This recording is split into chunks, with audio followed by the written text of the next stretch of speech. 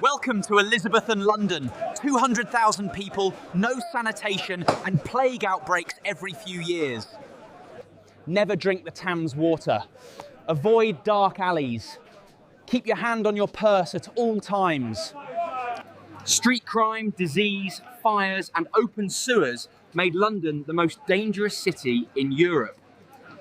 But Shakespeare survived and thrived. Here's how he navigated the chaos and lived to tell the tale. Welcome to Shakespeare's Satchel. If you enjoy these journeys into the bard's world, please like and subscribe. Where are you listening from tonight? It's a crisp January morning in 1572, and you're waking in a modest, timber-framed house on Henley Street in Stratford-upon-Avon. The first thing that greets you is the subtle, comforting scent of wood smoke, clinging gently to the air from the central hearth, where the night's banked embers are now being coaxed back to life. A faint, earthy dampness permeates the room, a reminder of the winter air seeping through the wattle and daub walls. You pull the rough woolen blanket tighter, feeling the chill on your nose. Outside, a rooster crows with startling clarity, and the distant sonorous chime of Holy Trinity church bells marks the hour. As you rise, the floorboards beneath your bare feet are cold, but the anticipation of the rekindled fire draws you toward the warmth. You dress quickly, pulling on your breeches and a thick jerkin, a fitted sleeveless jacket worn by working people, over your linen shirt. Every layer helps against the penetrating cold. This is Stratford, a market town, far removed from the bustling clamour of London, yet it too demands its own forms of daily survival. Here the immediate challenge is not cutpurses or plague, but simply keeping warm, well-fed, and rooted in your community. Breakfast is simple, perhaps a trencher of coarse oat pottage, eaten with a wooden spoon and a tankard of small beer. This weak ale, brewed daily, is the safest drink, as the boiling process kills the unseen dangers in the well water. You hear the sounds of your neighbours stirring, the creak of carts beginning to rumble along the unpaved street, and the distant bleating of sheep heading to market. This is the world that shaped young William, a life of predictable rhythms and intimate connections, where the greatest comforts are warmth, honest sustenance, and the enduring presence of family and community. It is a quiet form of survival, one that will prepare him for a far more bewildering world. The clear, ringing peal of Holy Trinity church bells drifts across the crisp morning air, pulling you further into the day. Having dressed and had your simple breakfast within the warm confines of your home, you now step outside onto Henley Street, the unpaved lane still damp and churned from yesterday's rain. It's 1575, and the world of Stratford-upon-Avon stretches out before you, green and vibrant even in the fading grip of winter. The air carries the invigorating scent of damp earth, wood smoke from countless hearths, and the faint, sweet promise of spring. Your wooden pattens, raised platforms tied over your shoes, lift you above the thick mud that often coats the streets, a practical piece of footwear, essential for navigating any English town. You head towards the market, the heart of this thriving Warwickshire community. Even on a journey of a few hundred yards, your senses are alive. You hear the distant lowing of cattle being driven towards the market square, the clatter of a smithy's hammer, and the friendly greetings exchanged between neighbours. This small town, with its familiar faces and predictable rhythms, provides a different kind of survival guide than the one you'll need in London. Here, the challenge is not dodging cutpurses, but ensuring your family's needs are met through honest trade and hard work. As you walk, you pass half-timbered houses, their whitewashed infills contrasting with dark oak beams, many housing the workshops of local artisans. The winding path takes you past the great garden of New Place, a substantial house that whispers of prosperity and ambition in this bustling market town. Reaching the market cross, the square teems with activity. The air fills with the bleating of sheep, the chatter of vendors hawking their wares, fresh bread, seasonal vegetables, wool and leather goods. Here, every transaction, every interaction, builds the social fabric, ensuring mutual sustenance. This simple, honest existence, deeply rooted in the land and community, forms the foundational understanding of the human world that will one day ripple through Shakespeare's greatest works. It is a world of clear skies, shared tasks, and the profound, grounding hum of a life lived close to the earth. Welcome to Shakespeare's Satchel. If you enjoy these journeys into the bard's world, please like and subscribe. Where are you listening from tonight? It's the late 1580s, perhaps 1587, and the rhythmic creak of the cart beneath you has been a constant companion for 4 arduous days, carrying you from the familiar lanes of Stratford towards an unknown future. The rough track has bruised every bone, and the constant fear of highwaymen has kept you on edge. Now, as the cart labours up the last incline, the air begins to thicken, carrying a faint, unfamiliar tang of countless lives. Suddenly, you crest Highgate Hill, and there it is. Below you, London sprawls across the landscape, a vast smoky beast stretching farther than you could have ever imagined, from the quiet fields of Warwickshire. It's 10 times larger than Stratford, a staggering scale that instantly dwarfs your provincial understanding. St. Paul's Cathedral, its spire piercing the sky, dominates the horizon, a beacon in the perpetual haze of smoke rising from 200,000 chimneys. The sheer magnitude is overwhelming. You hear a low, distant hum and nascent roar of street cries, cart rumble and church bells that promises an assault on your ears unlike anything you've known. From this distance, the full assault of the city's infamous smells, the open sewers, animal waste and unwashed humanity, is merely a subtle hint on the wind, a promise of what awaits. Your hand instinctively moves to the purse hidden deep within your jerkin, the fitted jacket worn by working men. You've heard tales of cutpurses and confidence tricksters, the cunning catchers who prey on wide-eyed newcomers. The first rule, you remind yourself, is to appear as if you know exactly where you're going, even when you don't. Keep your hand on your purse, avoid direct eye contact with aggressive beggars, and melt into the crowd as quickly as possible. This overwhelming, terrifying, yet utterly exhilarating panorama is London, as young William Shakespeare would have first encountered it.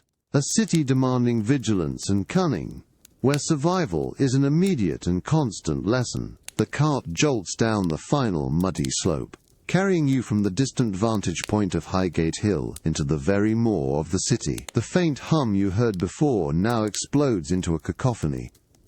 It's the late 1580s, and you are about to step onto London Bridge, the city's single vital artery connecting its heart to the rougher lands of Southwark. Before you even set foot on its timber planks, your gaze is drawn to the imposing Southgate. There, impaled on spikes, are the grim, weather-beaten heads of executed traitors. A stark, undeniable warning of London's brutal justice. The bridge itself is not merely a crossing, it's a street, densely packed with 4- and 5-story houses, shops and taverns, built directly onto its arches. Sunlight struggles to penetrate the narrow passage, creating a perpetual twilight. The air here is a suffocating, pungent stew, raw sewage emptying directly into the Thames below, the acrid scent of tanneries, the sour stench of unwashed bodies, and the cloying sweetness of rotting refuse.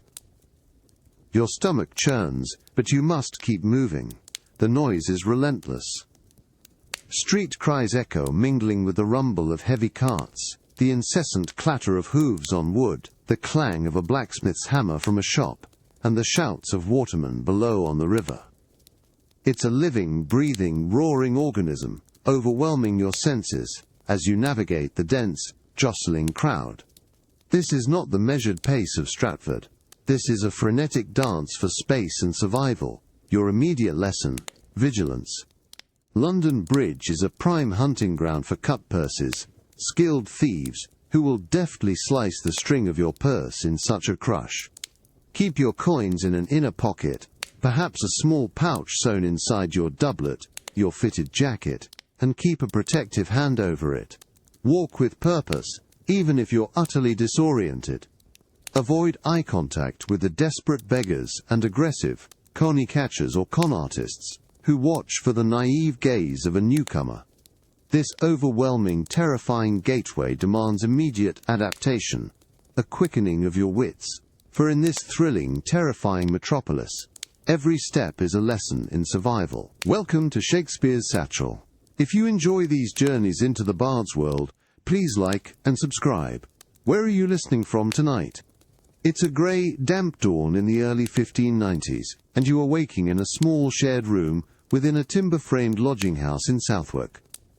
The rough wool blanket barely keeps the chill from your bones, and you feel the familiar, irritating itch of fleas. A universal companion in London, impossible to escape entirely. From the inn-yard below, the muted murmur of voices, the clatter of a stable boy tending to horses, and the distinct, earthy smell of damp straw and animal waste rise to meet you. This is the Bankside, outside the formal jurisdiction of the City of London, where the rules are looser and rents are cheaper. It is precisely where an aspiring actor or playwright like William Shakespeare would have found himself. The bed you occupy, likely shared with another lodger or two, is a hard pallet stuffed with straw, offering little comfort. Shared beds were a common reality in Elizabethan London. Privacy was a luxury few could afford. Your rent for this basic room might be 2 or 3 shillings a week, a significant portion of an actor's typical wage, which hovered around 6 to 10 shillings. As you sit up, you listen. The walls are thin, and every sound from your neighbours, a cough, a muttered word, is audible. Personal space is a concept unknown here. When seeking lodgings, you learn to avoid certain areas, those near tanneries, whose putrid smell was inescapable, or directly adjacent to bustling taverns, which promised nightly brawls and endless noise. Ground floor rooms were a definite, nay prone to flooding from the unpaved streets and overflowing kennels, the open gutters carrying waste. Instead, you sought a place like this, rough but near the burgeoning theatres, nestled among artisans, rather than the dens of vice. This lodging may be humble, a constant battle against the cold and tiny persistent pests, but it is a vital step in your London survival. It provides a roof, proximity to your work, and a foothold in the bustling, often brutal, heart of Elizabethan opportunity.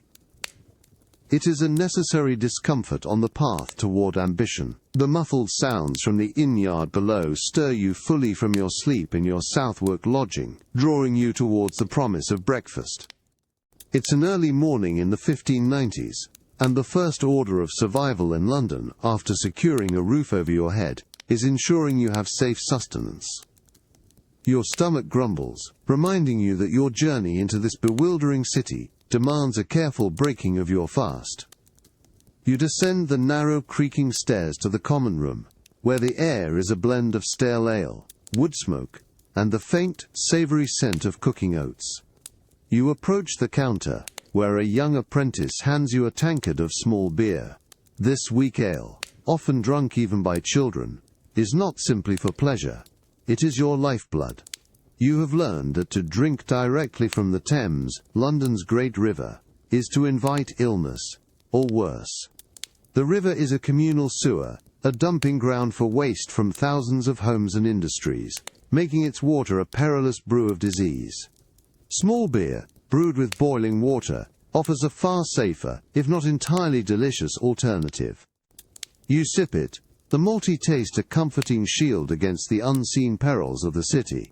For food you opt for a bowl of hot pottage, a thick, warming stew of oats or vegetables.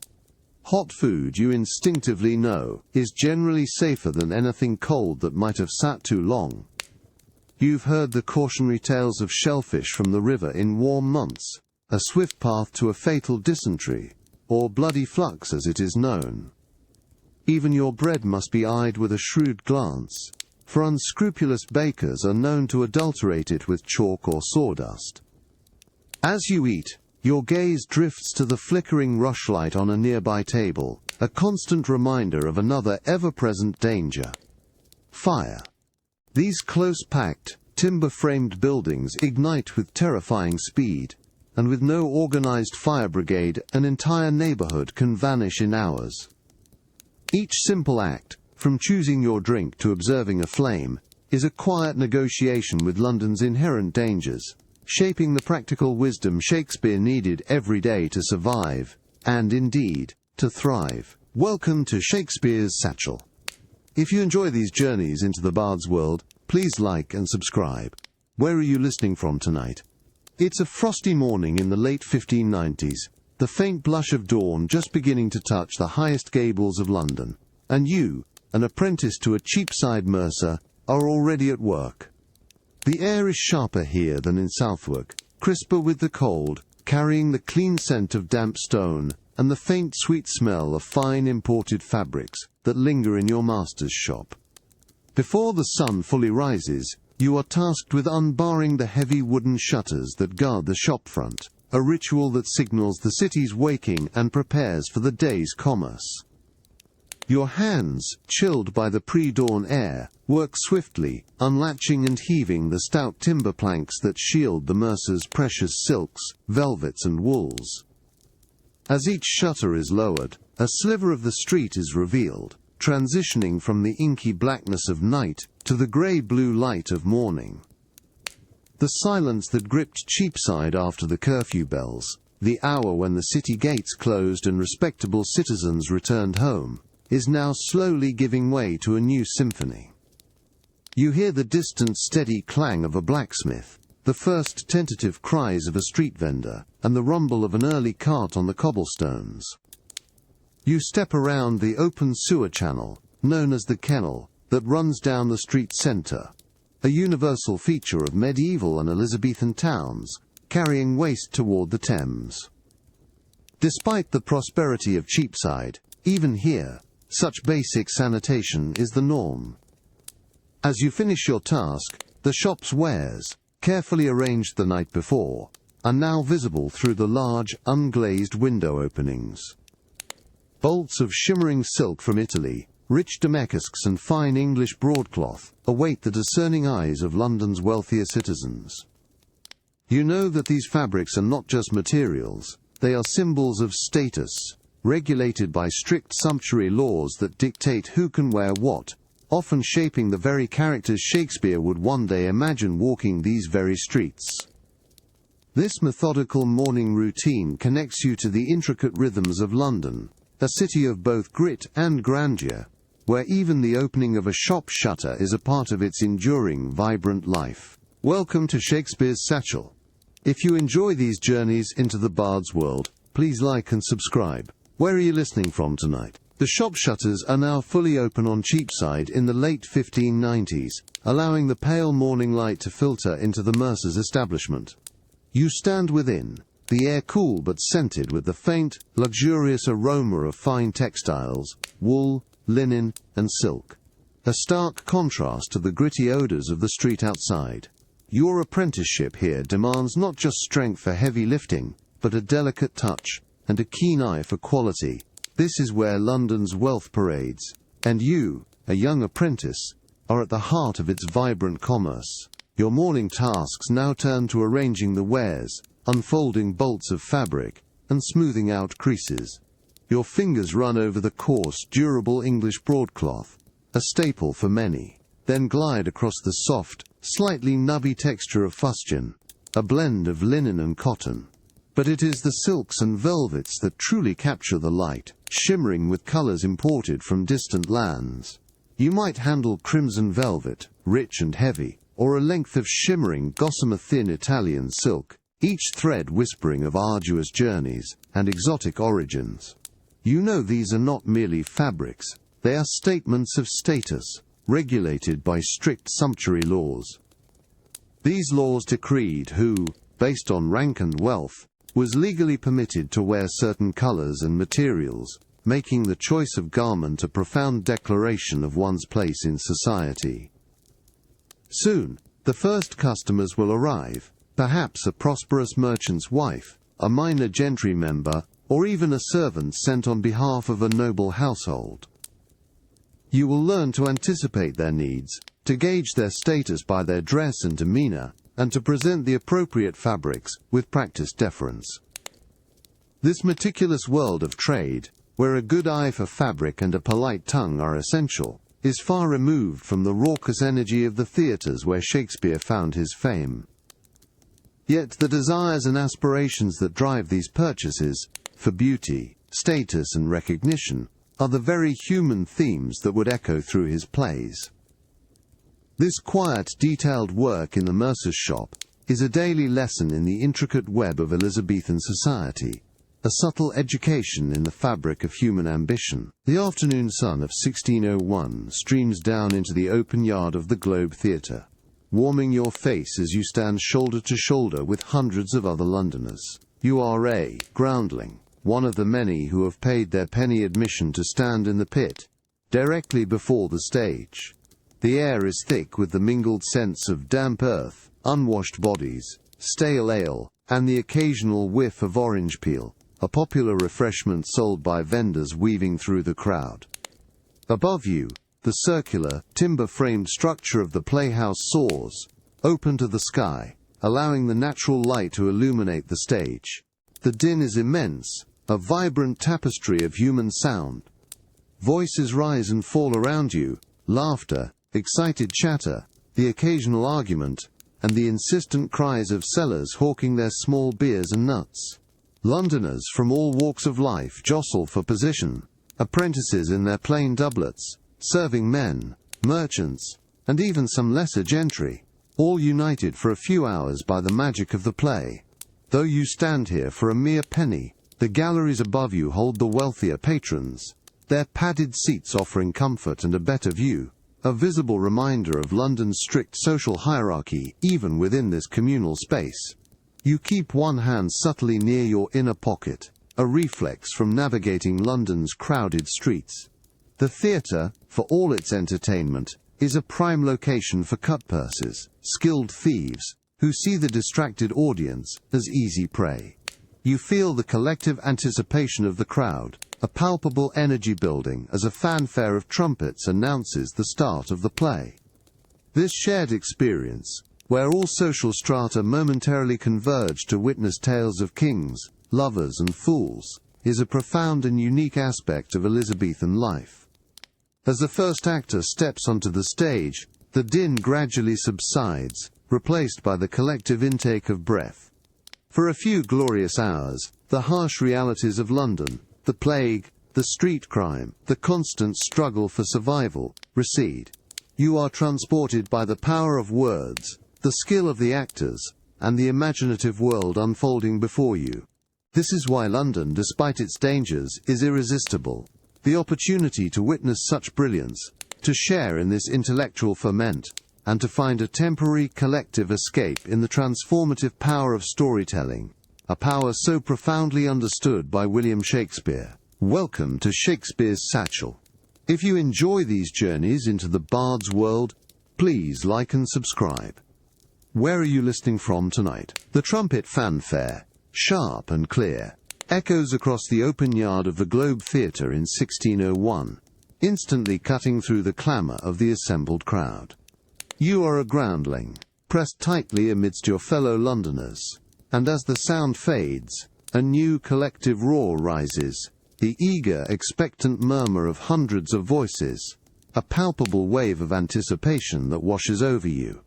This isn't the polite quiet of a modern concert hall. It's a living, breathing sound, a mix of shouts, cheers, and excited chatter that vibrates through the very timber of the playhouse. Then, the stage door creaks open. A figure steps forward, richly dressed in a cloak that catches the afternoon sun. This is the prologue, and as he raises his hand, the great roar of the groundlings gradually subsides, replaced by a rustle of movement and a collective intake of breath. You lean forward, eager for the first words, feeling the raw democratic energy of this space. Here, for a single penny, all manner of citizens, from the humble apprentice to the discerning merchant, stand together, awaiting stories that will reflect their own lives, their own ambitions, and their own follies. You still maintain a subtle awareness of your surroundings. Even in this moment of collective immersion, the threat of a nimble cutpurse is ever present in such a dense throng. Your coins, securely tucked away, remain a silent concern. But as the prologue's voice fills the yard, clear and resonant, describing the wooden O and the swelling scene, London's grime, its dangers, and your daily struggle for survival begin to recede. The scent of stale ale and human sweat now mingles with the potent aroma of freshly spoken verse. For the next few hours you are utterly transported. The words and gestures of the actors, though performed by men in the guise of women, conjure entire worlds. This is the profound magic of the Elizabethan theatre, a collective dream woven from language and imagination. It's why, despite the plague, the crime and the constant challenges, London was utterly irresistible. Here, raw talent could find its voice, great minds could meet, and through the power of dramatic art, the chance to touch immortality, a chance William Shakespeare seized more fully than any other. Welcome to Shakespeare's Satchel. If you enjoy these journeys into the bard's world, please like and subscribe. Where are you listening from tonight? It's a damp autumn morning in 1605, and you push through the heavy oak door of a printer's shop, nestled within St. Paul's churchyard. The air immediately envelops you in a distinctive blend of scents, the rich, earthy tang of lamp-black ink, mixed with the greasy aroma of tallow candles, essential for illuminating the dim interior, even by day. Here beneath the shadow of the great cathedral is the nerve centre for London's burgeoning world of print, a place where words are transformed into physical objects. The rhythmic thud and groan of the wooden printing press dominates the space, a deep, resonant sound that vibrates through the floorboards. You watch as a burly pressman, his leather apron stained black, heaves the heavy bar that brings the platen down, pressing the inked type onto a fresh sheet of paper.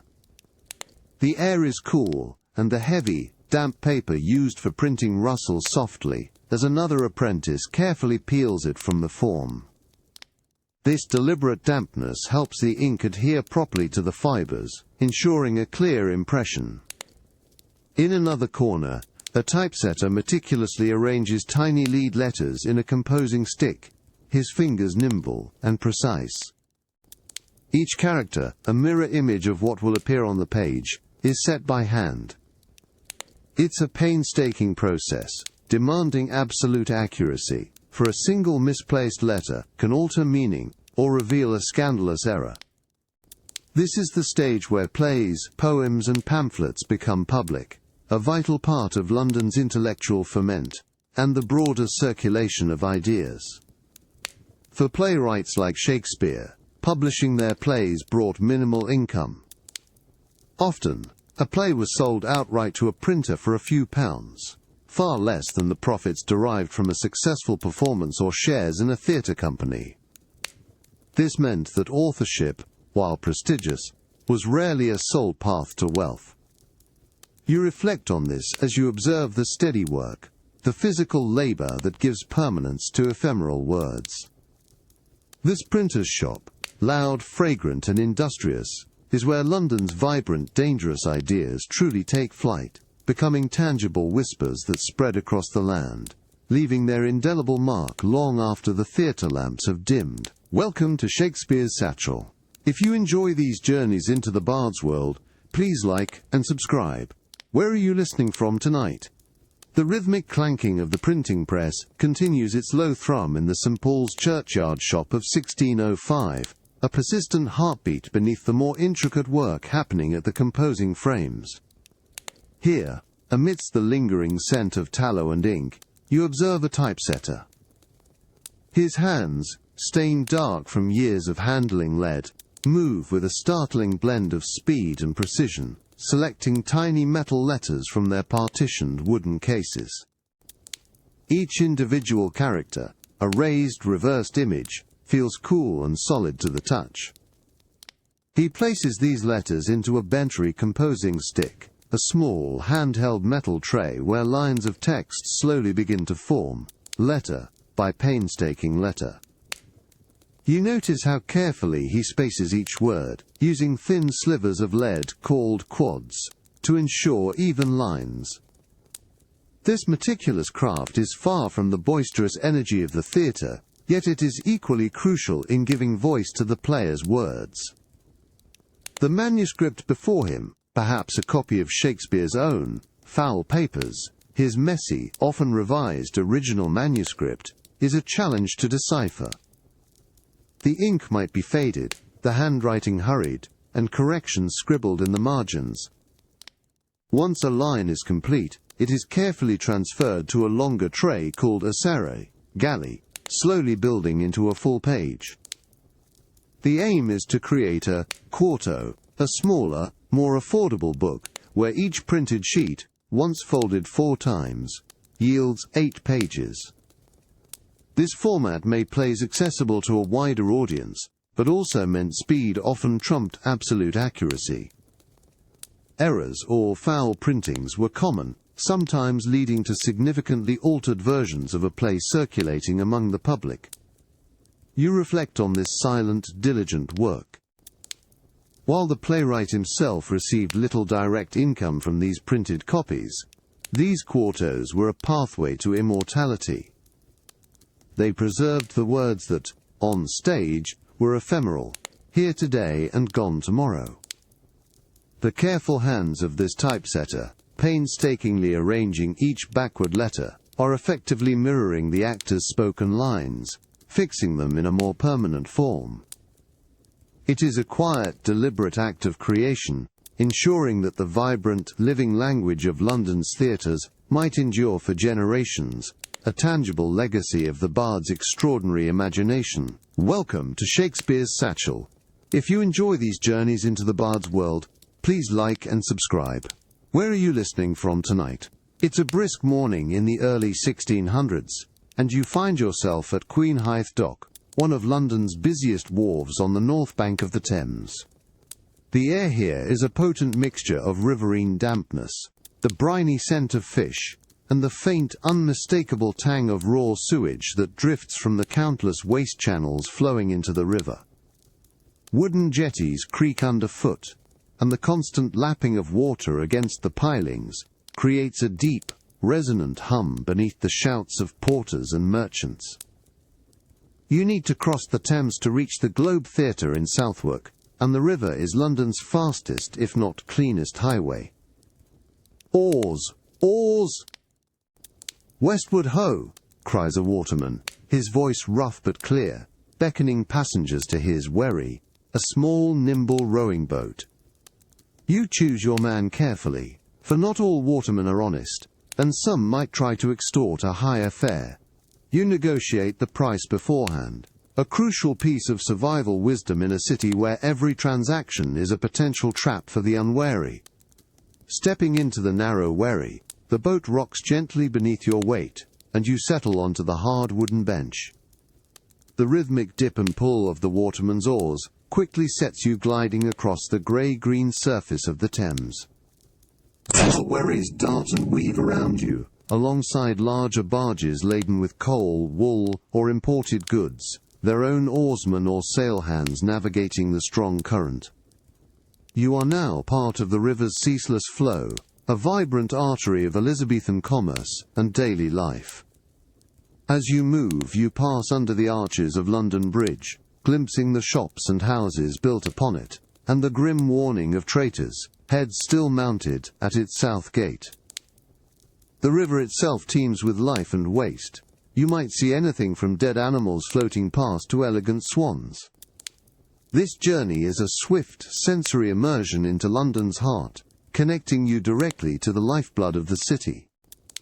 Though the river carries its own dangers and unsanitary realities, It is undeniably the quicker path, a testament to London's ingenuity and ceaseless energy, a route William Shakespeare himself would have taken countless times between his Southwark theatres and the bustling city. Welcome to Shakespeare's Satchel. If you enjoy these journeys into the Bard's world, please like and subscribe. Where are you listening from tonight?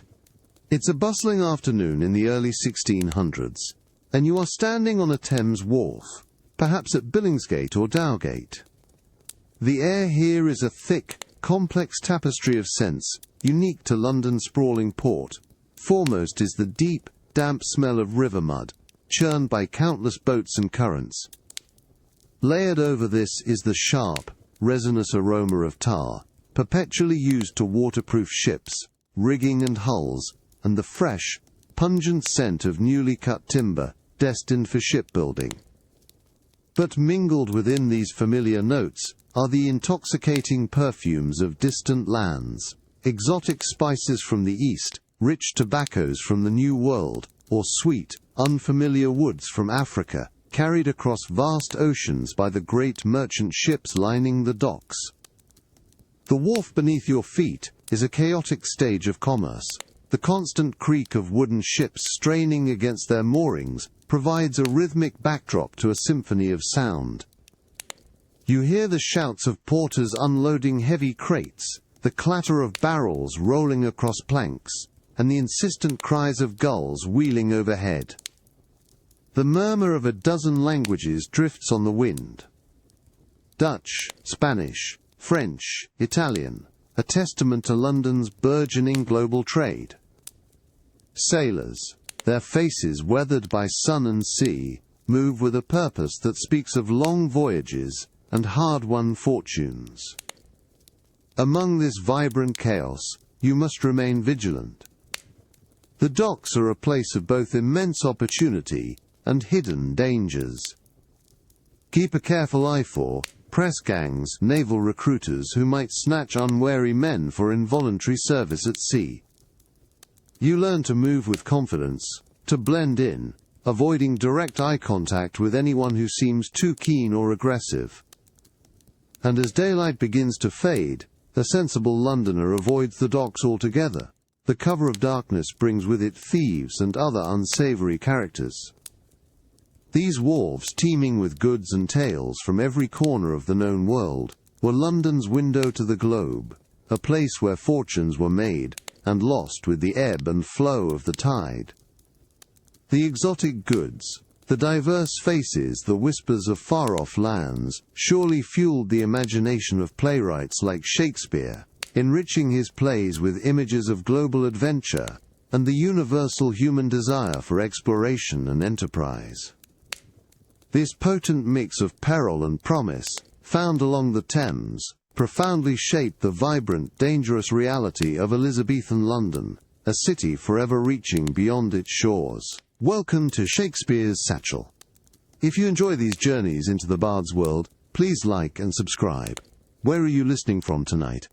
It's the early 1600s, and the lingering thrill of the afternoon's play at the Globe still hums in the air as you push open the heavy, creaking door of a bankside tavern.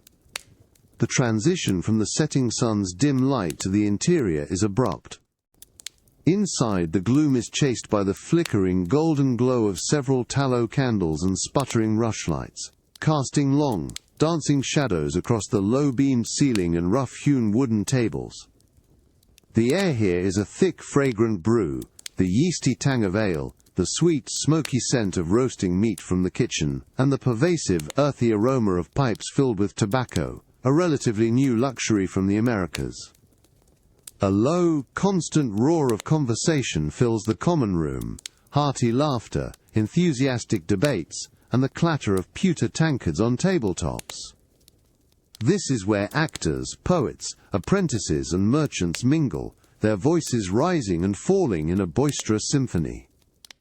You find a spot on a long bench, its surface worn smooth by countless patrons, and order a tankard of your customary small beer. The weak ale warms you from the inside, a welcome contrast to the encroaching evening chill. Tavern etiquette is a vital survival skill in London.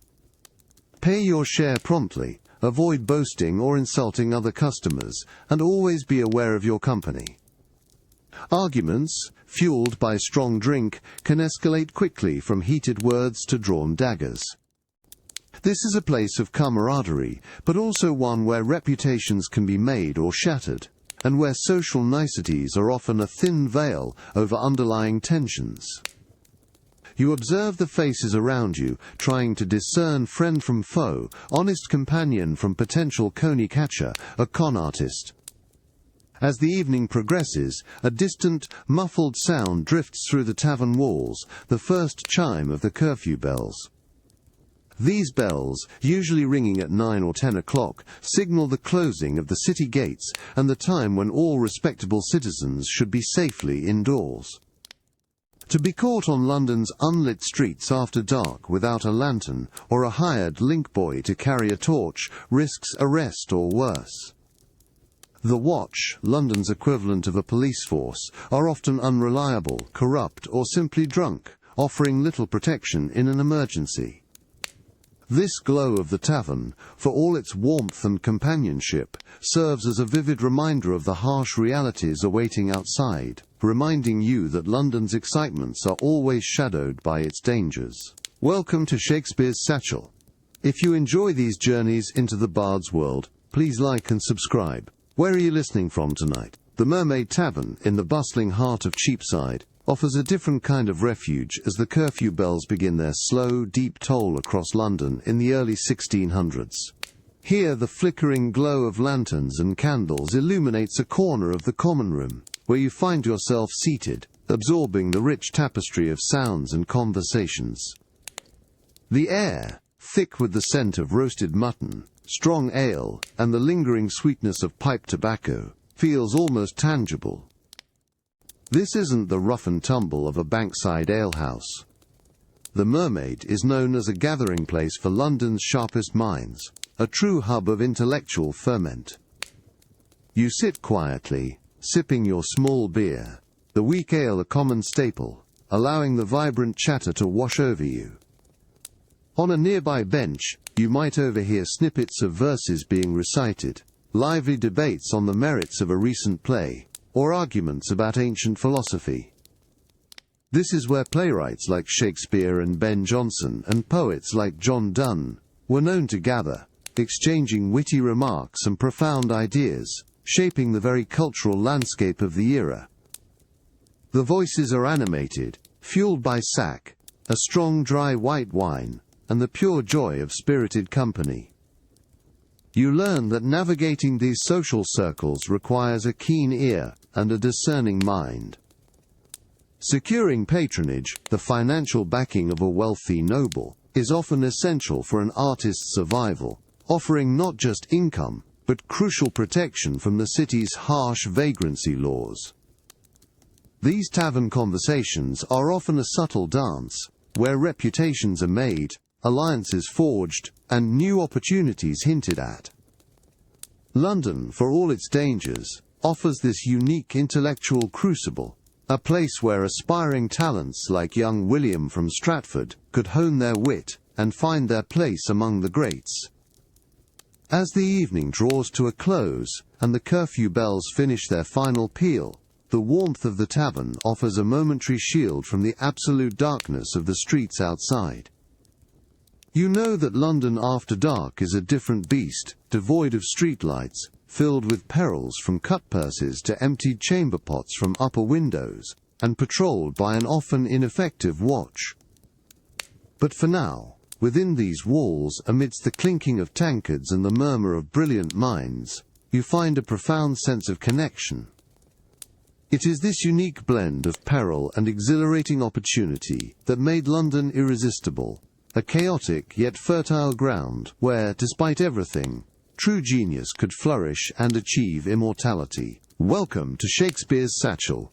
If you enjoy these journeys into the bard's world, please like and subscribe. Where are you listening from tonight? It's a tranquil afternoon in the early 1600s, and you step through an arched gateway, leaving the cacophony of Fleet Street behind for the serene haven of the Inns of Court Gardens. The harsh din of London, the street cries, the rattling carts, the insistent shouts, recedes almost instantly, replaced by a gentle quiet. Here, in these meticulously tended green spaces of Lincoln's Inn or Gray's Inn, the air is remarkably cleaner, carrying the crisp scent of damp earth and late-blooming flowers, a refreshing balm after the city's usual blend of smoke and human effluvium. The soft rustle of leaves in the breeze, the distant chirping of sparrows, and the occasional murmur of scholarly conversation are the dominant sounds. You walk along a neatly gravelled path, the crunch underfoot, a soothing rhythm. Sunlight, filtered through the ancient oak trees, dapples the manicured lawns, illuminating figures in their long academic gowns or sober legal attire, perhaps engrossed in a book, or engaged in quiet discussion. The Inns of Court are not merely green spaces, they are venerable institutions of legal training and intellectual pursuit, attracting some of England's brightest minds.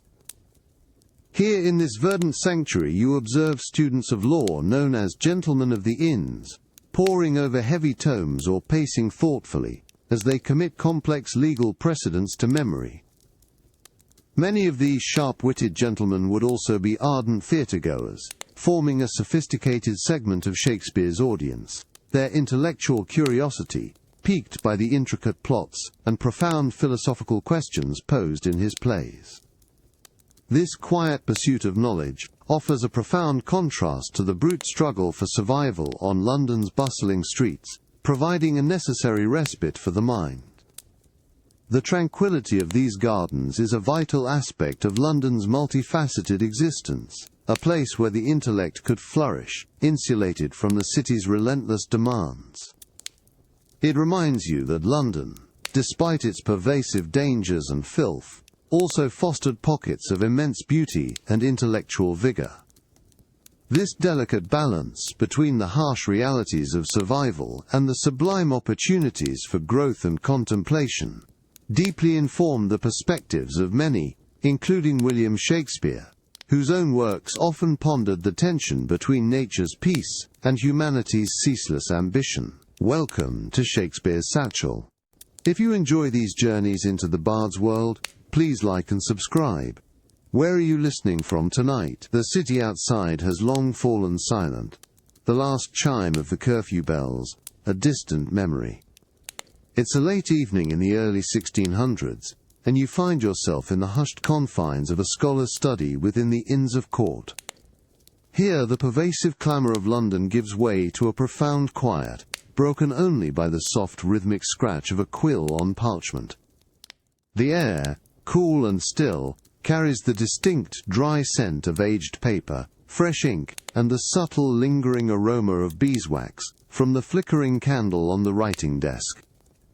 A single tallow candle, its flame a vibrant dancing point of light, casts warm shadows across the room, illuminating stacks of weighty folios and unbound manuscripts. Its soft glow highlights the fine, rough texture of the paper beneath your hand as you guide the feather quill. Each stroke of the pen, a delicate rasp against the page, is an act of deliberate creation, a moment of focused thought removed from the city's relentless demands. This is where ideas take root, where legal arguments are meticulously crafted, and where the raw observations of London life are transformed into enduring verse. The silence is a precious commodity in Elizabethan London, a city of relentless noise and constant human presence. To have such a space, where the mind can truly delve into its own workings, is a privilege often found in institutions like the Inns of Court. Here, amidst the learned community of lawyers and scholars, the pursuit of knowledge and the crafting of words become a profound form of survival and thriving, offering a different kind of strength than the one needed on the boisterous streets. As the candle slowly consumes itself, its molten wax building intricate rivulets down its side, you reflect on the solitary nature of this work.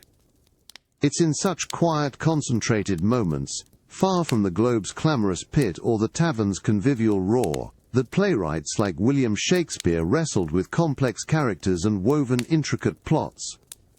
This dedication to the written word, born in the quiet glow of a single flame, is a powerful reminder of how London, for all its chaos and danger, also offered fertile ground for profound intellectual and artistic creation, ensuring that the fleeting thoughts of a candlelit mind could achieve an enduring immortality. Welcome to Shakespeare's Satchel. If you enjoy these journeys into the Bard's world, please like and subscribe. Where are you listening from tonight? It's a truly miserable night in the late 1590s, and a cold, persistent rain is steadily falling, turning the unpaved alleyways of Alsatia into slick, muddy traps. The chill penetrates your cloak, and the oppressive darkness is almost complete, broken only by the shimmering reflection of distant, haloed streetlights on the wet cobblestones, or perhaps a fleeting, furtive flicker from a hidden lantern. You find yourself, against your better judgment, in Whitefriars, a notorious, liberty or sanctuary area just beyond the City of London's formal jurisdiction. Here, the usual laws and the City Watch, London's often ineffective police, hold little sway.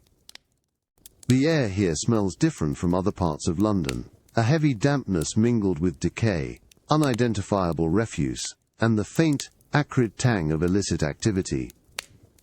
You hear the rhythmic drip of water from sagging gutters, the distant, slurred cry of a watchman, more likely drunk than diligent, and the unsettling scuttling of rats in the unseen shadows. This is a place where debtors, criminals, and those seeking to disappear could find temporary refuge from the law, making it a dangerous labyrinth for any honest citizen. To a playwright like Shakespeare, such an area might provide rich material for rogues and villains, but it was certainly a place to avoid after dark. You clutch your purse, kept deep within your doublet, the fitted jacket worn by many, a lesson learned from your first days in London. Navigating these darkened, rain-slicked lanes requires heightened senses.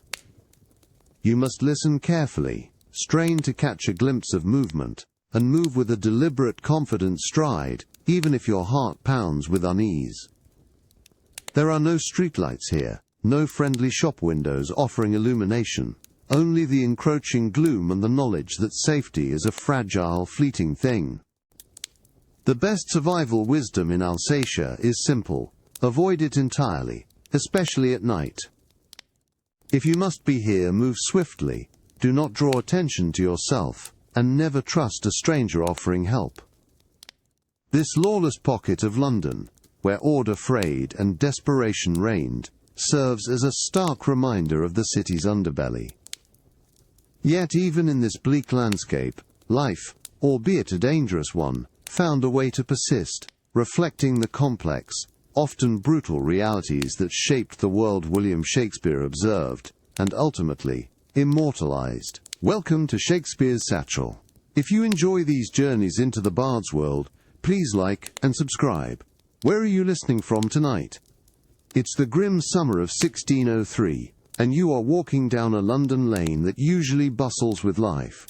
But today, an unnerving hush has fallen. The air, typically thick with the cries of vendors and the rumble of carts, is now permeated by a chilling silence, broken only by the distant, mournful toll of a church bell. This is the silence of plague, an invisible enemy that stalks the city streets, a recurring horror that emptied London's playhouses and claimed countless lives in Shakespeare's lifetime. Your gaze falls upon a door. Nailed to its timber, stark against the weathered wood, is a red cross, freshly painted. Below it, scrawled in chalk, are the haunting words, "Lord, have mercy upon us." This is the unmistakable sign of a house struck by the plague. Inside, families are sealed, condemned to a brutal quarantine, often left to die with no hope of escape. The scent around such a house isn't just the usual city stench. It carries a subtle, sickly sweetness, the unsettling aroma of sickness and fear. You quicken your pace, instinctively moving to the far side of the street, avoiding even the pavement near such a dwelling. This is a crucial lesson in Elizabethan survival. Recognize the signs of plague and flee. You recall the symptoms whispered in taverns and hushed conversations. the painful swellings, or buboes in the armpits or groin, the fever, the telltale black spots on the skin. If such symptoms appeared, your only true hope was to leave London, if you could. For actors and playwrights like Shakespeare, plague outbreaks meant devastating closures of their theatres, often for months, cutting off their vital income. Companies dispersed, sometimes touring in the countryside, but often facing destitution. To survive, you learned to pack quickly, secure what funds you had, and seek refuge in the safer, less crowded rural areas. This profound vulnerability to unseen disease was a constant shadow over London's vibrant life, a brutal reminder of mortality that deeply impacted all citizens. Yet even in the face of such relentless terror, London and its resilient people found ways to endure, to return, and to rebuild, carrying the lessons of survival forward until the next inevitable, terrifying return of the plague. Welcome to Shakespeare's Satchel. If you enjoy these journeys into the Bard's world, please like and subscribe. Where are you listening from tonight? It's a vibrant afternoon in 1608, and you are a humble servant within the vast London townhouse of a wealthy merchant. The Great Hall, usually a place of quieter domestic bustle, is now a hive of activity, being meticulously prepared for a grand feast. The air, typically cool and spacious, is now infused with the sweet, clean scent of fresh rushes that have just been strewn across the flagstone floor, mixed with the rich, earthy aroma of beeswax as other servants polish the long, heavy oak tables. From the kitchens below, the tantalizing smell of roasting meat begins to drift upwards, hinting at the extravagance to come. The sounds are a symphony of preparation, the gentle clatter of pewter plates being stacked, the soft thud of heavy tapestries being adjusted on the walls, and the hushed, efficient instructions of the steward overseeing every detail. Sunlight streams through the tall, leaded windows, illuminating dust motes dancing in the air as you carefully arrange drinking vessels.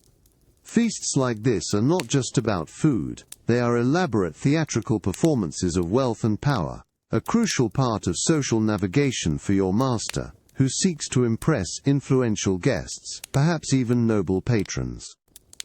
Your hands, accustomed to hard work, move with practiced efficiency, ensuring every detail is perfect. The sheer volume of food and drink required is staggering, far more than any common household could afford. There will be multiple courses, each a display of culinary artistry, roasted game, elaborate pies, delicate confections, and a steady flow of fine wine for the gentry, while the servants will partake in simpler fare and small beer. This meticulous, unseen labor underscores the stark social hierarchies of Elizabethan England, where your toil creates the stage for your master's elevated position. As the final touches are laid, the hall transforms from a functional space into a gleaming tableau of prosperity. This internal drama, the intricate dance of status and service within a great house, provides a rich understanding of human nature that permeates many of Shakespeare's plays. From the ambition of a steward like Malvolio to the loyal devotion of a serving man, these domestic scenes unveil the hidden lives and aspirations that form the very fabric of London society. This grand preparation, for all its pomp and circumstance, is a powerful reminder of how opportunity, even for the most humble, can be found in the city's ceaseless, often invisible, work. The heavy oak door, intricately carved, swings silently inward, ushering you into a world entirely removed from London's grime and clamour. It's a crisp evening in 1610, and you stand in the long gallery of a grand Hertfordshire manor, a country retreat far from the city's infectious reach. The air here is pure and cool, carrying the scent of polished wood, fragrant herbs from the gardens, and the delicate perfume of fine fabrics. This is a realm of order and elegance, a stark contrast to the bewildering streets you recently navigated. From the far end of the gallery, a soft, melancholic melody drifts towards you, the gentle, resonant echo of a lute. Its notes, delicate and intricate, weave through the vast space, absorbed by rich tapestries depicting hunting scenes and ancient myths that adorn the walls. Your feet tread softly on a thick imported carpet, a rare luxury, muffling your footsteps and adding to the hushed reverence of the hall. Sunlight, having long since faded, is replaced by the warm, steady glow of numerous beeswax candles, their flames dancing in the light breeze that sometimes slips from the tall, arched windows. This manor is a sanctuary, a place where nobility and those they choose to protect could escape the constant threat of plague that so often closed London's theatres and stifled its commerce. For a playwright like William Shakespeare, securing patronage, the financial and social support of a wealthy noble, was not merely a convenience, but a vital aspect of survival. It offered not only income, but also protection, elevating an actor or writer from the vulnerable status of a vagabond in the eyes of the law.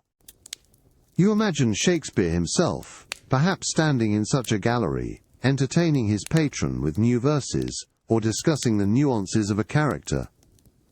This environment, quiet and reflective, provides space for intellectual pursuits, fostering a profound connection between the arts and the aristocracy. Here, amidst the gentle strumming of the lute, you understand the precious duality of London, the perilous city of ambition, and the serene country estates, offering refuge and the cultivated audience crucial for an artist to not only survive, but to truly thrive, and ultimately, to leave an immortal mark upon the world. Welcome to Shakespeare's Satchel.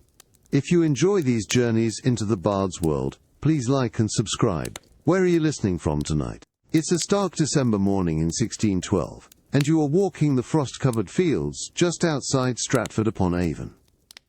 The air bites with a crystalline cold that sears your lungs with every breath, painting white mist before your face. The world is hushed, muffled by a thick layer of rime that coats every branch and blade of grass, turning the familiar landscape into a shimmering skeletal etching. Beneath your sturdy leather boots, the frozen ground crunches with a satisfying brittle sound, each step breaking the delicate veneer of ice. You pull your thick woolen cloak tighter around you, feeling its rough texture against your cheek, wishing for the warmth of a roaring hearth. Despite the chill, there's a profound, clean beauty to this midwinter scene. The low winter sun, a pale, watery disk in the sky, casts long shadows, making the skeletal trees appear like intricate lace against the pale sky. In the distance, the rooftops of Stratford-upon-Avon lie nestled under a blanket of white, with the proud spire of Holy Trinity Church piercing the frigid air. This is a different kind of survival than London demands. Here, the challenge is not avoiding cutpurses or navigating open sewers, but enduring the relentless grip of winter. The fields, once ripe with harvest, now lie fallow and hard. The few sounds that penetrate the silence, the distant caw of a crow, the faint bleating of a sheep from a sheltered fold, only emphasize the vast, quiet expanse. Unlike London, where warmth could be found in crowded taverns or busy shops, the countryside offers only the raw elements, demanding self-reliance and foresight. You think of the precious firewood, carefully stacked and dried, and the stored provisions of root vegetables and salted meats that sustain families through these lean months. This return to the rhythms of the land, to the profound silence and stark beauty of winter, must have been a comforting contrast for William Shakespeare, who by this time had largely retired from the tumultuous London stage to his grand home, New Place. It is in such tranquil yet challenging landscapes that themes of endurance, nature's power, and the quiet dignity of a life lived close to the earth could truly take root, echoing through the enduring lines of his timeless plays. Welcome to Shakespeare's Satchel. If you enjoy these journeys into the bard's world, please like and subscribe. Where are you listening from tonight? It's the Christmastide of 1612, and you stand in the spacious, familiar hall of New Place, William Shakespeare's grand home in Stratford-upon-Avon. The harsh bite of the midwinter cold outside is utterly banished by the immense, roaring hearth that dominates one wall, its flames leaping and dancing, casting a warm, golden glow across the room. The air here is rich with comforting scents, the sweet, resinous aroma of burning oak logs, mingled with the faint, festive spice of ginger and cloves from the kitchen, and the fresh, clean scent of holly and ivy decking the mantel. The sounds are of quiet domesticity and joy. You hear the gentle crackle and hiss of the fire, the soft murmur of family voices from an adjacent room, and perhaps the distant, muffled sound of a carol being sung in the village. This is not the cacophony of London, nor the unsettling hush of a plague-stricken lane. This is the profound quiet of a prosperous home, a place of sanctuary and earned peace. The sturdy timber beams above you, the solid stone walls, and the smooth flagstone floor speak of permanence and security, a testament to a journey well travelled. By this time, William Shakespeare has largely retired from the tumultuous London stage, returning to his native town. New Place, the second largest house in Stratford, is a visible symbol of his extraordinary survival and success. It stands as a monument to the wit, resilience and cunning it took to navigate London's perilous streets, its cutpurses, its plagues, and its theatrical rivalries, not just to survive, but to truly thrive and build lasting wealth. To have returned to Stratford and established such a formidable home was a rare achievement for a playwright of his era, a testament to overcoming the constant threat of vagrancy and debt that plagued so many of his contemporaries. As you feel the deep, penetrating warmth of the hearth, a sense of profound contentment settles over you. This is the ultimate reward for enduring London's dangerous, exhilarating world, the comfort of home, family, and the quiet satisfaction of a life's work. The experiences gathered in London, from the teeming docks to the intellectual ferment of the Mermaid Tavern, all found their way into the rich tapestry of his plays. But here, in the quiet glow of New Place, you understand that even for the greatest of poets, survival ultimately meant finding profound peace. A quiet reflection on the journey that transformed a country boy into an immortal voice. Welcome to Shakespeare's Satchel. If you enjoy these journeys into the bard's world, please like and subscribe. Where are you listening from tonight? It's a warm, bustling afternoon in the mid-1590s. And you're in the kitchen garden of a substantial house, just outside Stratford-upon-Avon. The sun, high and generous, bathes the neatly tended beds in a soft, golden light. The air here is a tapestry of vibrant, natural scents. The peppery aroma of nasturtiums, the soothing fragrance of lavender, the sharp, clean scent of rosemary, and the earthy sweetness of freshly turned soil. A gentle breeze rustles the leaves, creating a soft, continuous whisper, and the contented hum of bees drifts from the blooming thyme. Your hands, browned by the sun and calloused by work, move with practiced efficiency, carefully sorting freshly picked herbs into woven baskets.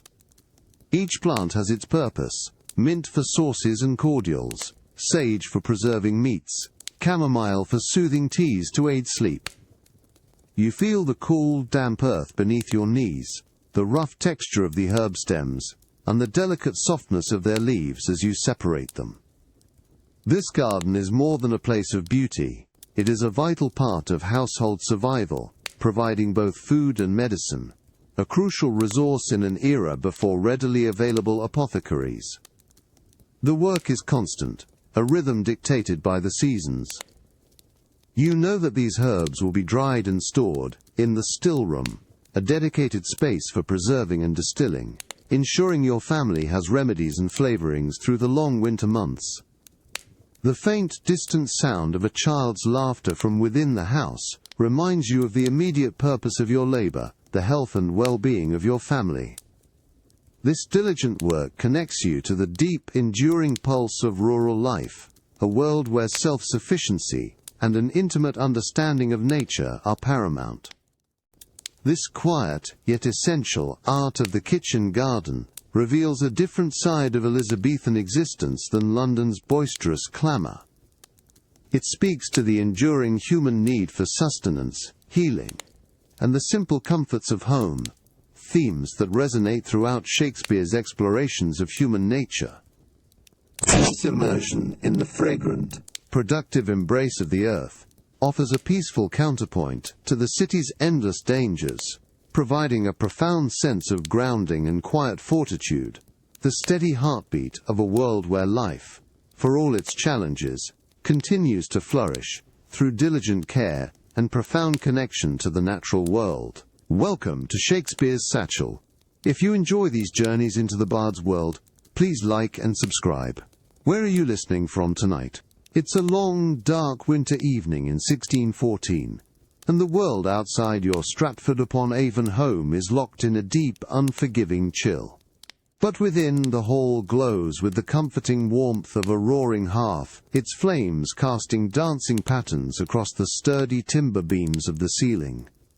The air is rich with the earthy scent of seasoned oak burning, mingled with the faint, honest aroma of unspun wool, a fragrance of industry and domesticity. The steady, hypnotic hum of a spinning wheel fills the space, a soothing, persistent sound that speaks of diligence and self-reliance. You sit close to the fire, guiding a wisp of raw wool to the whirring spindle of your spinning wheel.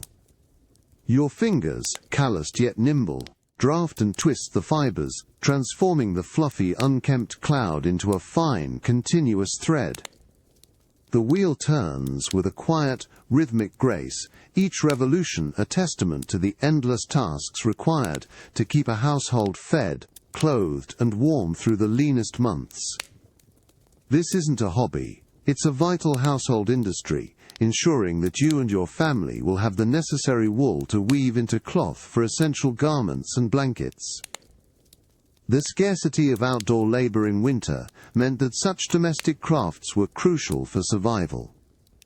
While London offered coin and commerce, the rhythms of a rural town like Stratford demanded a more intimate connection to the processes of provision. Here, the hum of the spinning wheel is a comforting counterpoint to the howling wind outside, a sound deeply rooted in the necessity of daily life. Around you, perhaps, family members gather, their quiet conversation or shared stories weaving another kind of tapestry, spun from community and tradition. By this time, William Shakespeare had retired to his substantial home, New Place, here in Stratford. He, too, would have known these sounds and sights, this quiet resilience against winter's grip, this industrious peace, a world away from the clamour and intrigue of London's theatres and taverns, offered a profound contrast. It is in such enduring scenes of human labour and communal warmth, ensuring fundamental survival against nature's challenges, that we find the quiet dignity and timeless themes that deeply shaped the bard's understanding of the human experience, a profound reflection on what truly sustains us, regardless of where our life's journey takes us. Welcome to Shakespeare's Satchel. If you enjoy these journeys into the bard's world, please like and subscribe. Where are you listening from tonight? It's a sweltering August afternoon in 1599, and you are being swept into the exhilarating, overwhelming chaos of Bartholomew Fair, held each year in Smithfield, just outside the walls of St. Bartholomew's Priory. The air here is a thick, intoxicating stew of scents, the savoury aroma of roasting meats from a dozen stalls, the sweet, spicy tang of gingerbread and hot pies, mingled with the earthy scent of straw and unwashed humanity. Above it all, a faint, metallic whiff of animal enclosure hints at the bear-baiting pits nearby. The noise is a deafening, joyful assault. What d'ye lack? What d'ye lack? Rings out from mercers and haberdashers, their voices hoarse from hours of hawking. Alongside them, the insistent cries of showmen beckon you to see jugglers, acrobats, or the tallest giant in England. The raucous music of pipes and drums thrums through the crowd, a vibrant, unceasing pulse. You are jostled constantly by the sheer press of bodies, country folk in their simple smocks, wealthy merchants in their finest doublets, and curious nobles in silken attire, all drawn by the fair's irresistible spectacle. This is London at its most vibrant, and its most dangerous. Your first rule for surviving Bartholomew Fair is to keep your wits about you and your hand on your purse. Fair days are notorious hunting grounds for cutpurses, skilled thieves, who can sever your purse strings in an instant within such a dense crowd. You move with purpose, scanning faces for the sly glance of a conny-catcher, a con artist, eager to draw a wide-eyed newcomer into a game of chance. The wealth and goods on display are staggering, from fine silks and linens to exotic spices and sturdy farming implements, making it a powerful magnet for both honest trade and cunning deceit. The fair is a microcosm of London itself, thrilling, bewildering, full of opportunity, and perpetually dangerous. It is a place where the social order momentarily blurs, where the raw energy of human ambition and desire is laid bare. This vibrant, sometimes brutal spectacle provided endless inspiration for playwrights like William Shakespeare, offering a rich tapestry of human experience, character, and cunning. As the day progresses, the fair will grow even louder, its pleasures and perils intensifying, forcing you to sharpen your senses and quicken your steps in this bewildering, yet utterly unforgettable, heart of Elizabethan revelry. The clamour of Bartholomew Fair, with its raucous shouts and boisterous revelry, fades as you step into the comparatively quiet haven of a grocer's shop in Elizabethan London, perhaps in the bustling area of Eastcheap, in the early 1600s. The air here, in pleasant contrast to the street's sensory assault, is thick, with a rich, aromatic blend of exotic spices. Foremost are the warm, sweet notes of nutmeg and clove, mingling with the sharp, invigorating tang of pepper and ginger. You breathe deeply, letting the complex perfumes transport you. The shop itself is a treasure trove, its wooden shelves lined with sacks, barrels, and earthenware jars. You see vibrant turmeric, dark peppercorns, glossy cinnamon sticks, and the delicate dried leaves of bay. The merchant, a portly man in a clean apron, stands behind a polished counter, overseeing a gleaming set of brass balance scales. He is carefully weighing out a measure of cloves for a customer, the tiny, potent spices clinking softly as they are poured onto one side of the scale, balanced by heavy brass weights on the other. These spices are not merely for flavour, they are precious commodities, symbols of wealth, and London's global reach. They arrive from distant, often dangerous lands.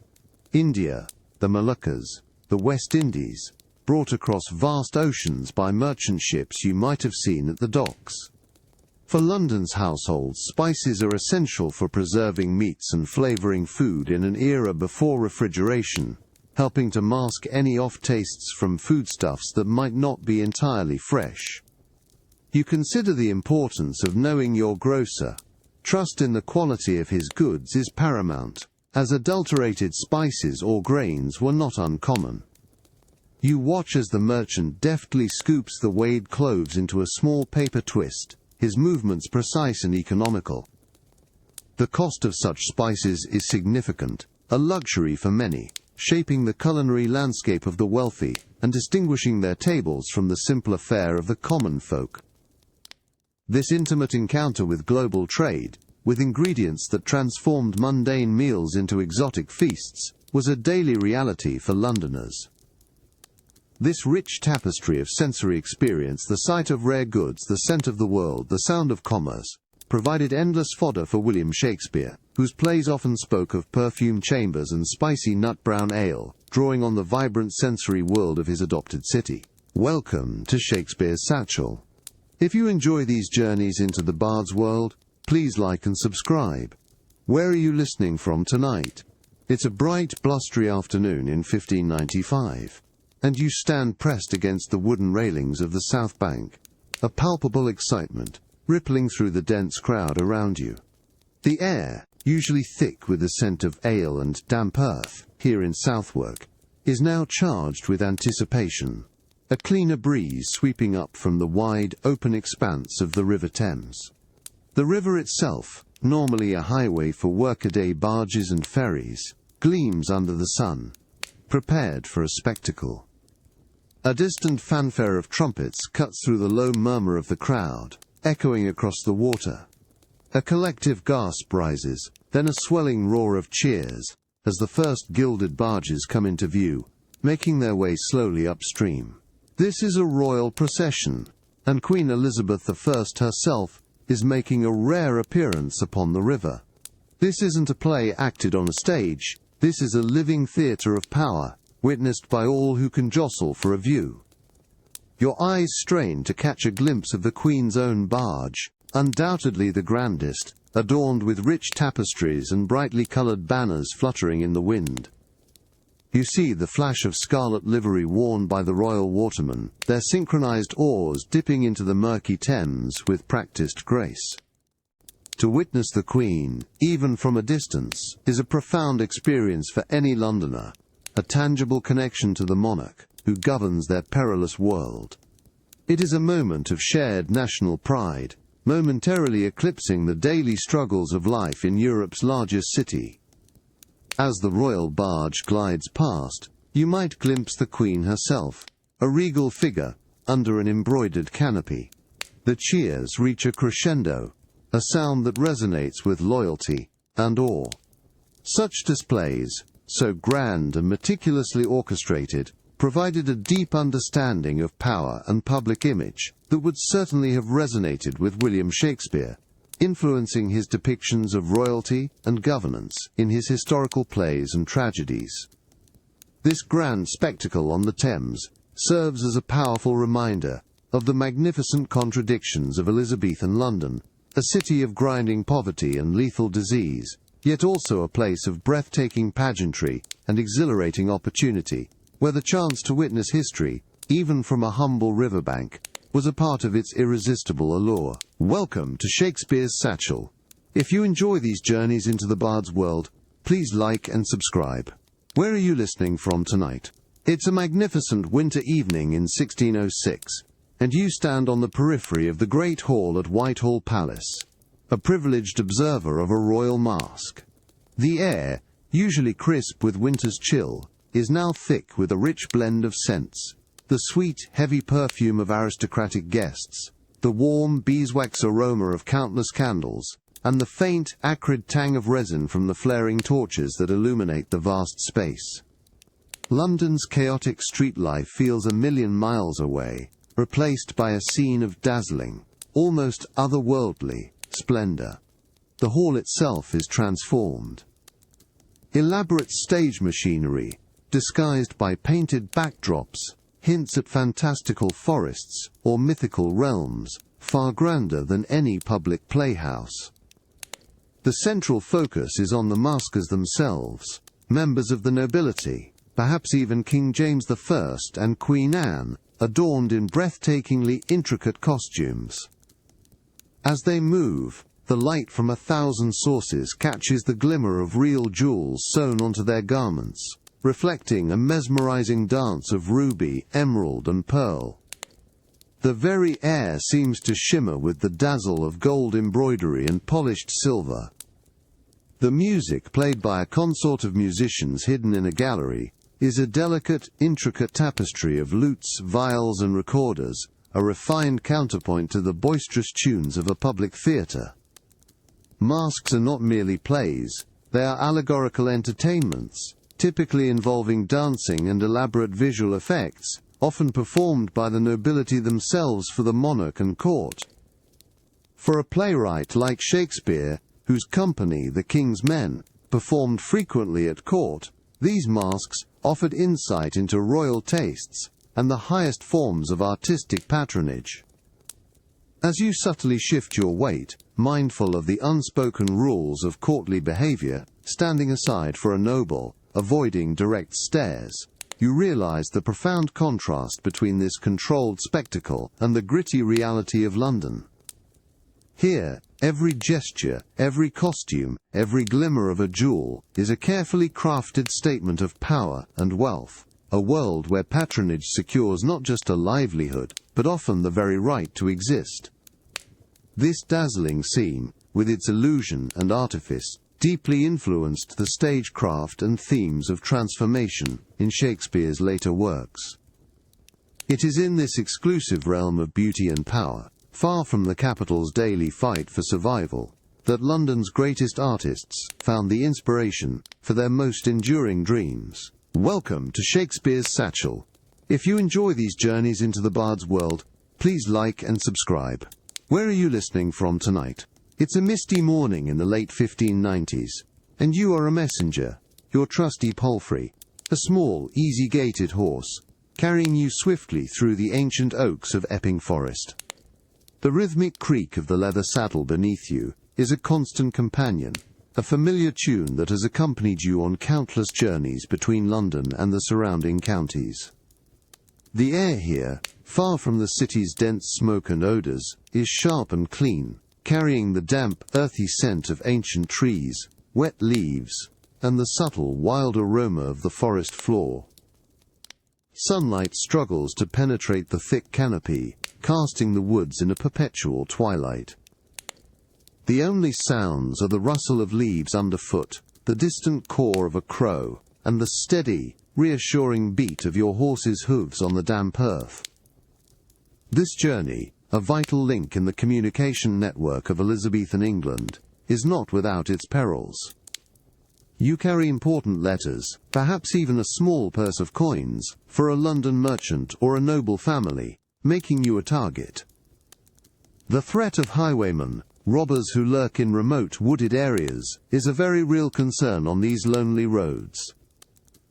Your hand instinctively brushes against the small dagger tucked into your belt, a small comfort against the unseen dangers.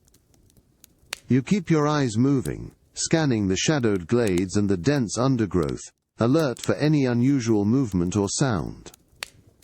Survival on the road requires constant vigilance, a sharp eye for a hidden ambush, and the speed to either outrun or outwit trouble. These are the same roads that Shakespeare himself would have travelled between Stratford and London, understanding intimately the risks and solitude of such journeys. Despite the danger, there's a profound sense of freedom here, a stark contrast to the crowded, bustling streets of London. The quiet majesty of the ancient forest, its deep greens and browns, provides a momentary respite for the mind. This solitary ride, delivering messages that bind the city to the wider world, reveals another facet of London's survival: the necessity of connection, maintained through individual courage and the enduring rhythms of travel. It's a journey that echoes the many perilous quests found in Shakespeare's plays, where characters, like you, venture into the wild unknown, facing both external threats and the quiet reflections of their own souls. Welcome to Shakespeare's Satchel. If you enjoy these journeys into the bard's world, please like and subscribe. Where are you listening from tonight? It's a sweltering July afternoon in 1607, and you are on the road, travelling a dusty track through the English countryside. The air, heavy and still, suddenly feels charged. A low rumble in the distance warns of an approaching summer storm, and the sky overhead darkens with a swift, ominous speed. Your horse, sensing the change, tosses its head nervously. You urge it faster, the rhythmic thud of hooves now quickened by urgency. Large, fat drops of rain begin to fall, splattering on the parched earth, raising a sudden, fresh scent of wet dust and summer greens. Within moments the heavens open. A torrential downpour engulfs you, soaking your doublet, your fitted jacket, and woolen cloak instantly. Thunder cracks directly overhead, a deafening sound that makes your horse shy, and lightning momentarily illuminates the entire, rain-swept landscape. The road quickly turns into a muddy torrent.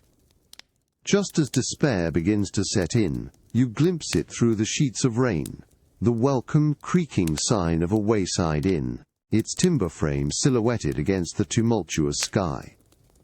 Dismounting quickly, you lead your dripping horse into the inn's stable, the scent of damp straw and horseflesh a comforting aroma.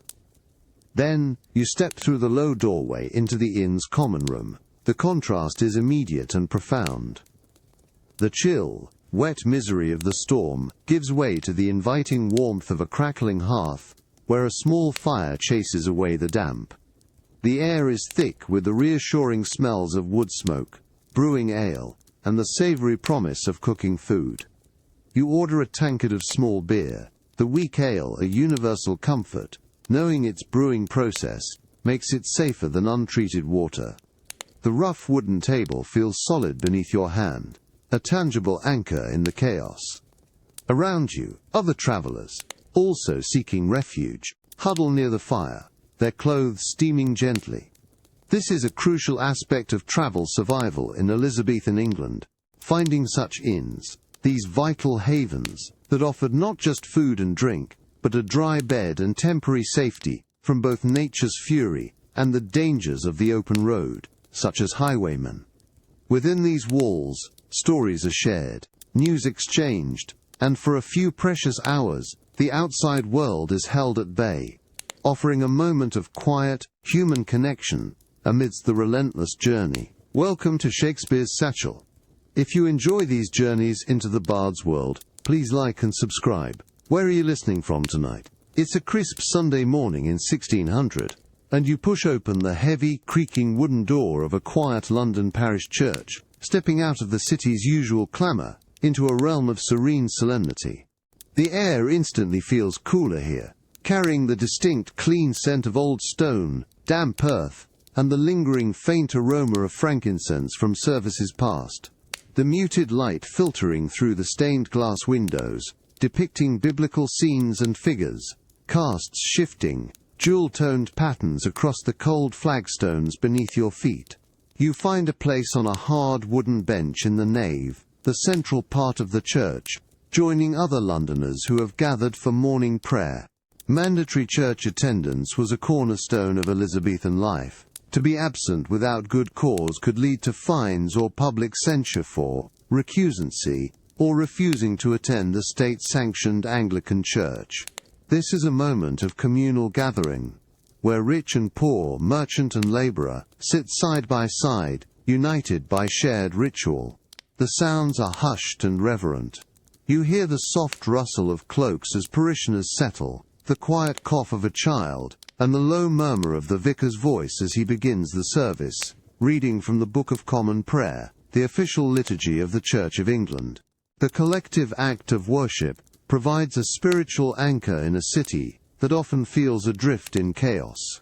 Outside, the teeming streets, with their constant threats of plague, crime and social ambition, seem a distant memory, momentarily forgotten in this sacred space.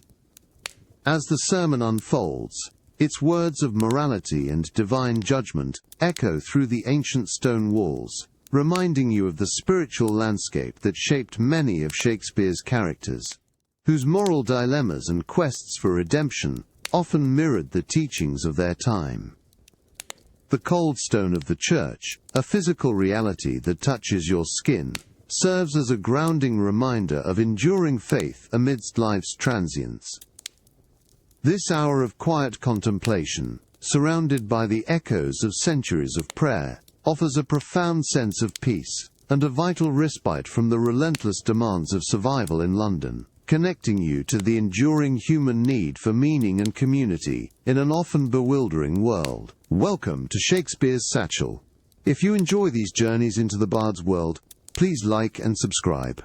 Where are you listening from tonight? It's a cool Sunday morning in 1605. And you pass through the heavy wooden doors of St. Saviour's Church in Southwark. The raw clamour of London's streets, a constant companion, instantly recedes, replaced by a profound, echoing quiet. The air, crisp and cool, carries the distinct, ancient scent of damp stone, old wood, and faint, sweet incense, a breath of stillness after the market's frenzy. Overhead, the high-vaulted ceiling soars, a testament to enduring faith, and the muted light filtering through the ancient stained-glass windows casts shifting, jewel-toned patterns across the cold flagstones beneath your feet. You find a place on a hard wooden bench in the nave, the central part of the church, joining other Londoners who have gathered for morning prayer. Mandatory church attendance was a cornerstone of Elizabethan life. To be absent without good cause could lead to fines or public censure for recusancy or refusing to attend the state-sanctioned Anglican church. This very church, later known as Southwark Cathedral, was a spiritual home for many of the players from the nearby Globe Theatre, and indeed, Shakespeare's own brother Edmund would find his final resting place within these very walls just a few years hence. The sounds are hushed and reverent. You hear the soft rustle of cloaks as parishioners settle, the quiet cough of a child, and the low murmur of the vicar's voice as he begins the service, reading from the Book of Common Prayer, the official liturgy of the Church of England. The collective act of worship provides a spiritual anchor in a city that often feels adrift in chaos. Outside, the teeming streets, with their constant threats of plague, crime, and social ambition, seem a distant memory, momentarily forgotten in this sacred space.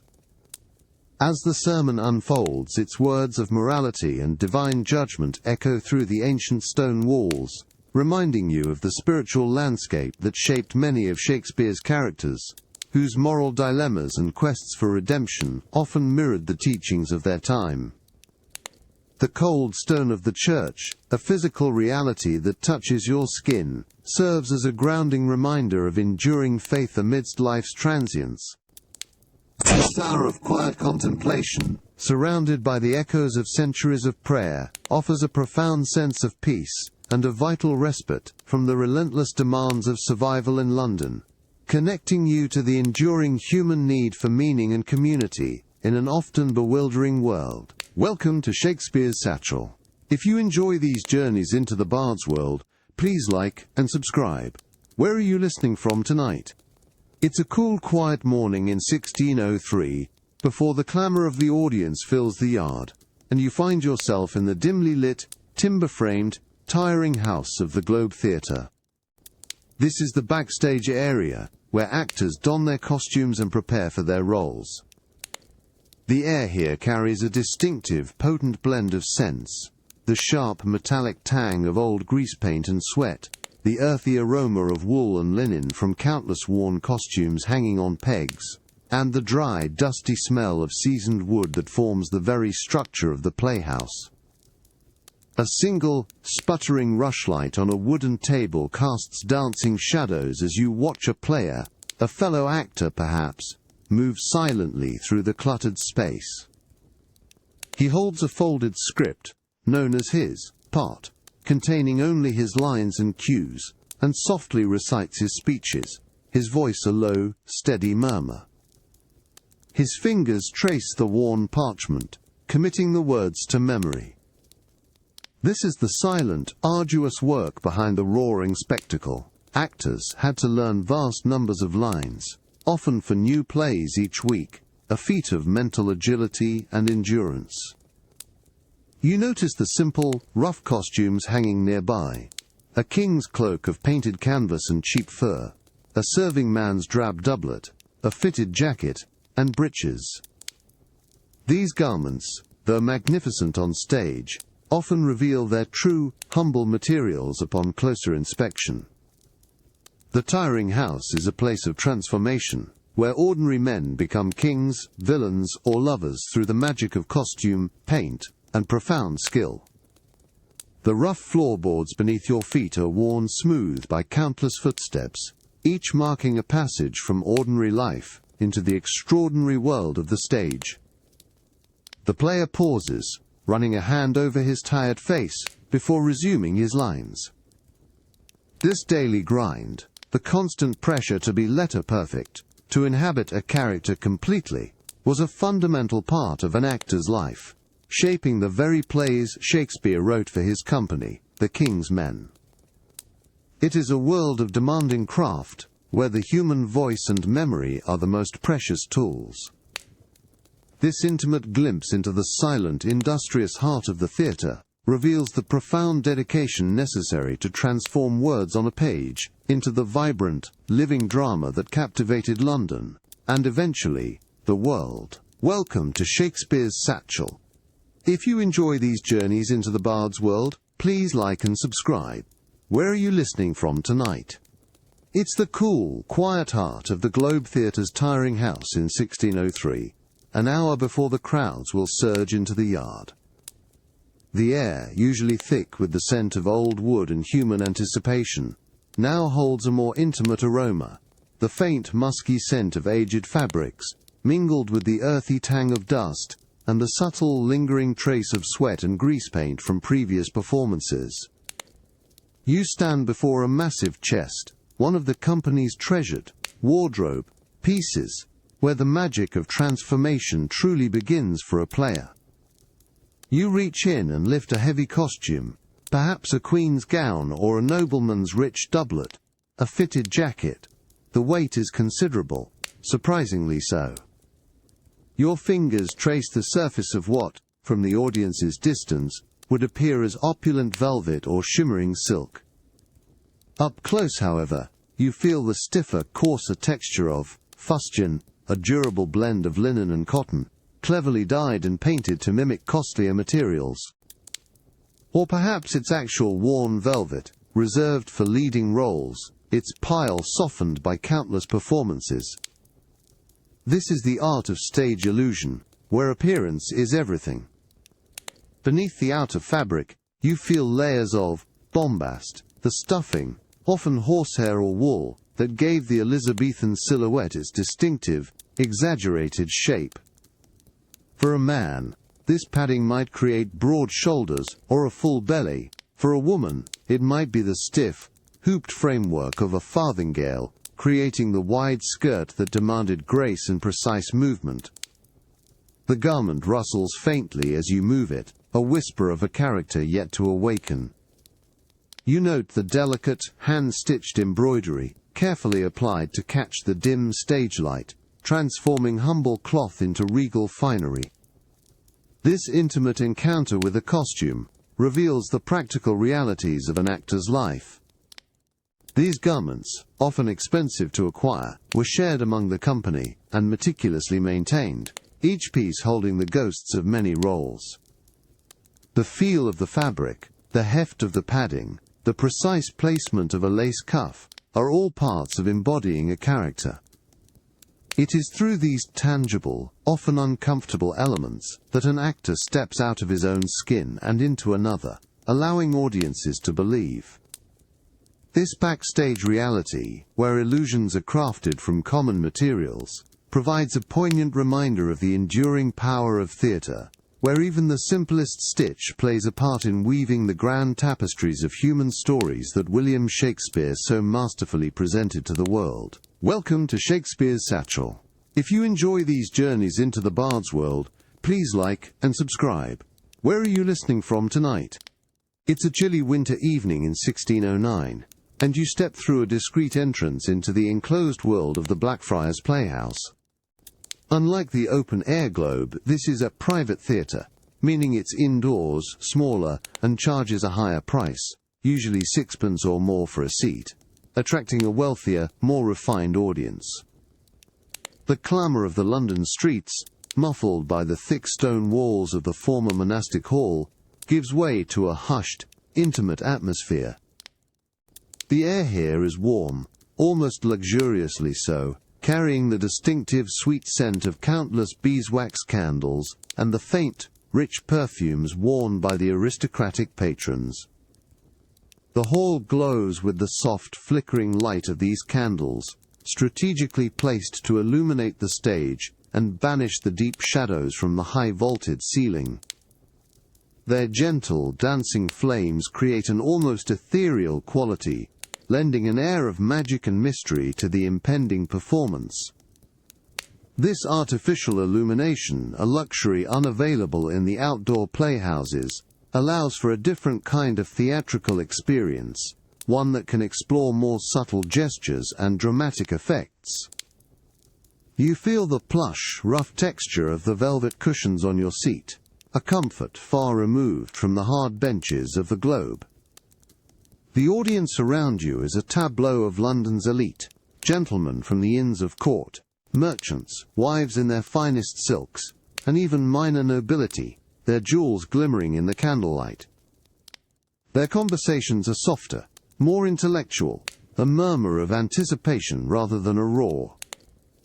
You might overhear discussions of recent court gossip or philosophical debates, a testament to the intellectual ferment that thrived in these enclosed spaces.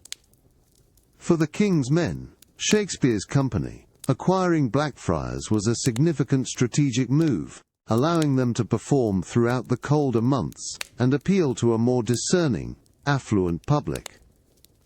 As the musicians begin a quiet prelude, their lutes and viols weaving a delicate melody that fills the contained space, you realize the profound impact this environment would have had on the plays themselves.